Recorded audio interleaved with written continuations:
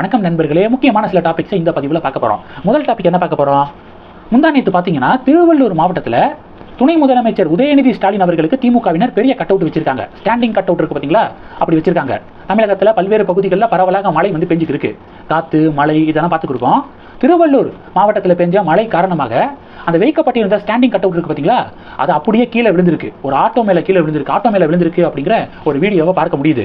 இது தமிழ்நாடு அரசியலில் பெரிய டிபேட்டாக மாறி இருக்கு. பாஜக என்ன கேள்வி எழுப்புறாங்க, அதிமுக என்ன கேள்வி எழுப்புறாங்க அப்படின்னா, அதிமுகவுடைய ஆட்சியில் சுபஸ்ரீ அப்படின்னு சொல்லிட்டு ஒரு இளம்பெண் இறந்து போனாங்க. சாலைகளில் வைக்கப்படக்கூடிய பேனரு, கொடிக்கம்பம் இதனால அடிக்கடி விபத்து ஏற்படுது. பல்வேறு பேர் இறந்து போறாங்க. அப்போ எதிர்கட்சியாக இருந்த திமுக இதை எதிர்த்து பயங்கரமாக கொந்தளிச்சு போராட்டம்லாம் நடத்தினாங்க. எதுக்காக சாலைகளில் பேனர் வச்சிருக்கீங்க, கொடிக்கம்பத்தை எதுக்காக நடுறீங்க அப்படின்னு சொல்லிட்டு போராட்டம்லாம் நடத்தினாங்க. ஏன் இப்போ 2023 பார்த்தீங்கன்னா முதலமைச்சர் ஸ்டாலின் அவர்கள் பேனர் கலாச்சாரத்துக்கு முற்றுப்புள்ளி வைப்போம் அப்படின்னு சொல்லிட்டு தொண்டர்களுக்கு உத்தரவை பிறப்பிச்சாரு. இப்போ உதயநிதி ஸ்டாலின் அவர்களுக்கு இவ்வளோ பெரிய ஸ்டாண்டிங் கட் அவுட் ரோட்டு மேலே வச்சிருக்கீங்க, ஆட்டோ மேலே விழுந்திருக்கு, வேற யாராவது மேலே விழுந்துருந்துச்சு அப்படின்னா உயிரே போயிருக்கும். எதுக்காக இப்படி விபரீத விளையாட்டை விளையாடுறீங்க அப்படின்னு சொல்லிட்டு பாஜகலாம் கேள்வி எழுப்புறாங்க. இது பெரிய பேசு பொருளாக மாறி இருக்கு. ரெண்டாவது டாபிக் என்ன பார்க்க போறோம்னா, உயர்நீதிமன்ற மதுரை கிளை இருக்காங்க பார்த்தீங்களா, அவங்க மிக கடுமையாக தமிழக அரசாங்கத்தை விமர்சனம் பண்ணியிருக்காங்க. என்ன சொல்லியிருக்காங்க அப்படிங்கிறத பார்க்கலாம். ஆறுகளை பாதுகாக்கவும் பராமரித்து கண்காணிக்கவும் பொதுப்பணித்துறை தவறிட்டாங்க, ஆறுகளில் மண் அள்ளுவதில் மட்டுமே கவனம் செலுத்துகின்றனர் அப்படின்னு சொல்லிட்டு உயர்நீதிமன்ற மதுரை கிளை விமர்சனம் பண்ணியிருக்காங்க. ஆறுகளை பாதுகாக்கவும் பராமரித்து கண்காணிக்கவும் தவறிட்டாங்க பொதுப்பணித்துறை. ஆனால் ஆறுகளில் இருக்கக்கூடிய மணல்கள் இருக்கு பார்த்தீங்களா, அதை அள்ளுறதுல மட்டும் கவனம் செலுத்துறாங்க அப்படின்னு சொல்லிட்டு உயர்நீதிமன்ற மதுரை கிளை மிக கடுமையாக தமிழக பொதுப்பணித்துறையை விமர்சனம் பண்ணியிருக்காங்க. இது ஒரு பெரிய ஒரு டிபேட்டாக மாறி இருக்கு, பெரிய ஒரு பேசு பொருளாக மாறி இருக்கு. இது ரெண்டாவது டாபிக். மூணாவது டாபிக் என்ன பார்க்க போறோம்? தமிழக பாஜக மாநில தலைவர் அண்ணாமலை அவர்கள் சில நாட்களுக்கு முன்பாக ஒரு ரிப்போர்ட்டை வெளியிட்டார். என்ன? அரசு பள்ளிகளை விட, பள்ளிகளில் படிக்கக்கூடிய மாணவர்களுடைய எண்ணிக்கையை விட தனியார் பள்ளிகளில் படிக்கக்கூடிய மாணவர்களுடைய எண்ணிக்கை தமிழகத்தில் அதிகம். அந்த தனியார் பள்ளிகளிலே பார்த்தீங்கன்னா 3 மொழிகள் சொல்லிக் கொடுக்கக்கூடிய பள்ளிகளில் படிக்கக்கூடிய மாணவர்களுடைய எண்ணிக்கை எவ்வளோ தெரியுமா? 30 லட்சத்துக்கும் அதிகம். கவர்மெண்ட் ஸ்கூலில் 52 லட்சம் அப்படின்னா பிரைவேட் ஸ்கூலில் 54 லட்சம் மாணவர்கள் படிக்கிறாங்க. அதில் 30 லட்சத்துக்கும் அதிகமானோர் 3 மொழிகள் படிக்கிறாங்க தமிழகத்தில். அண்ணாமலை எக்ஸ்போஸ் பண்ண இந்த விவகாரம் இருக்குது பார்த்தீங்களா, பெரிய அதிர்வலையை ஏற்படுத்துனுச்சு. தமிழகத்தில் 3 மொழி சிஸ்டம் இல்லாத மாதிரியே ஒரு தோற்றத்தை திமுக கொண்டு வர முயற்சி பண்ணுறாங்க. ஆல்ரெடி இருக்குங்க. 30 லட்சத்துக்கும் அதிகமான மாணவர்கள் 3 மொழிகள் படிக்கிறாங்க.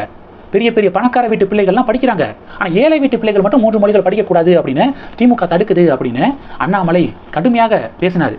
செய்தியாளர் சந்திப்புல ரொம்ப ஆக்ரோஷமாக பேசினாரு.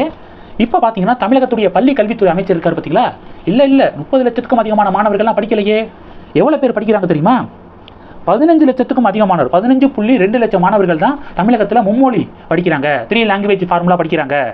1635 சிபிஎஸ்இ பள்ளிகளை படிக்கக்கூடிய 15,20,000 மாணவர்கள் 3 லாங்குவேஜ் படிக்கிறாங்க. ஆனால் மாநில பாடத்திட்டத்தை எவ்வளோ மாணவர்கள் தெரியுமா ஏற்றுக்கொண்டு படிக்கிறாங்க? 1,09,00,000 மாணவர்கள். 58,779 பள்ளிகளில் 1,09,00,000 மாணவர்கள் மாநில பாடத்திட்டத்தில் படிக்கிறாங்க அப்படின்னு அன்பில் மகேஷ் பொய்யாமொழி அவர்கள் பேசியிருக்காரு. அண்ணாமலை என்ன கவுண்டர் கொடுத்திருக்காரு அப்படின்னா, சில நாட்களுக்கு முன்பாக 2 லட்சம் மாணவர்கள் தான் 3 லாங்குவேஜ் படிக்கிறாங்க தமிழகத்தில் அப்படின்னு அன்பில் மகேஷ் சொன்னார். ஆனால் இப்போ அந்த எண்ணிக்கை 15 லட்சமாக உயர்ந்திருக்கு. கொஞ்சம் பொறுங்க, மே மாதத்துக்குள்ள 30 லட்சத்துக்கு வந்துடும் அப்படின்னு சொல்லிட்டு அண்ணாமலை கிண்டல் பண்ணியிருக்காரு. அது மட்டும் இல்லாமல் அன்பில் மகேஷ் பொய்யாமொழி அவர்கள் சொன்ன இன்னொரு விஷயமும் பெரிய டிபேட்டாக மாறி இருக்கு. 3வது மொழியை படிக்க அவசியம் இருந்தால் ஏன் இவ்வளவு பேர் மாநில பாடத்திட்டத்தை தேர்வு செய்துள்ளனர் அப்படின்னு அன்பில் மகேஷ் பொய்யாமொழி அவர்கள் கேள்வி கேட்டிருக்காரு. 3 லாங்குவேஜ் ஃபார்முலாவில் உண்மையிலேயே மாணவர்களுக்கு, பெற்றோர்களுக்கு தான் குழந்தையை படிக்க வைக்கணும் அப்படின்னு ஆசை இருந்தால் ஏன் இவ்வளவு பேர் மாநில பாடத்திட்டத்தை தேர்வு செய்துள்ளனர் அப்படின்னு கேள்வி கேட்டிருக்காரு. பாஜக என்ன தெரியுமா பதிலடி கொடுக்குறாங்க? அரசு பள்ளிகளில் பெற்றோர்கள் விருப்பப்பட்டு தங்களுடைய குழந்தைகளை சேர்க்கிறாங்க அப்படின்னு நினைக்கிறீங்களா? இல்லை. ஏழ்மை நிலையில் இருக்கக்கூடிய பெற்றோர்கள் தங்களுடைய குழந்தைகளை அரசு பள்ளிகளில் படிக்க வைக்கிறாங்க. அதை விட கொஞ்சம் மிடில் கிளாஸாக, கொஞ்சம் பொருளாதாரத்தில் ஸ்டேபிளாக இருக்கக்கூடிய பெற்றோர்கள் தங்கள் வீட்டு குழந்தைகளை எங்கே படிக்க வைக்கிறாங்க? பிரைவேட் ஸ்கூலில் படிக்க வைக்கிறாங்க. அதை விட வெல் செட்டிலாக இருக்கக்கூடிய பெரிய பெரிய அரசியல்வாதி வீட்டு பிள்ளைகள்லாம் பார்த்தீங்கன்னா சிபிஎஸ்இ பள்ளிகளில் தங்களுடைய குழந்தைகளை படிக்க வைக்கிறாங்க. அப்போது பணம் தான் தீர்மானிக்குது. தான் பிள்ளை எங்கே படிக்கணும் அப்படிங்கிறத பணம் தான் தீர்மானிக்குது. அதுதான் இருக்கக்கூடாதுன்னு சொல்கிறோம். எஜுகேஷனை பொறுத்த வரைக்கும் எல்லாத்துக்கும் சம கல்வி இருக்கணும் அப்படின்னு நாங்கள் சொல்கிறோம். காசு இருக்கிறவங்க மட்டும் சிபிஎஸ்இ பள்ளிகளில் எவ்வளோ மொழிகள் வேணாலும் கற்றுக்கலாம் அப்படிங்கிற சூழல் இருக்குது. அப்படி இருக்கக்கூடாது. அதை தடுக்கணும் அப்படிங்கிறதுக்காக தான் தேசிய கல்விக் கொள்கை.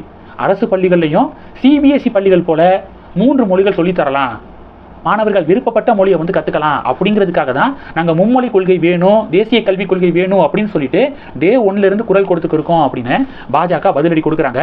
பாஜகவுடைய இந்த பதிலடிக்கு பதில் சொல்ல முடியல திமுகவினர்னால அப்படிங்கிறதா இப்போதைய கள நிலவரமா இருக்கு. இந்த டாபிக்ஸ் எல்லாத்தையும் பற்றி உங்களுடைய பார்வைகளை மறக்காம கமெண்ட் பண்ணுங்க. தொடர்ந்து கணக்கில் இருங்க. அடுத்தடுத்து நிறைய பதிவுகளை பார்க்கலாம். நம்ம சேனலுக்கு சப்போர்ட் பண்ணணும் அப்படின்னு ஆசைப்பட்டீங்கன்னா நான் பேசக்கூடிய வீடியோக்கு கீழே நன்றி அப்படிங்கிற ஆப்ஷன் இருக்கு. அதை கிளிக் பண்ணி உங்களால் முடிந்த தொகையை சேனல் வளர்ச்சிக்காக கொடுத்து உதவி செய்யலாம். இல்லை ஜாயின் பட்டனை கிளிக் பண்ணி நம்ம சேனலுக்கு மெம்பரா வந்து ஆகலாம். நன்றி. ஜெய் ஹிந்த்.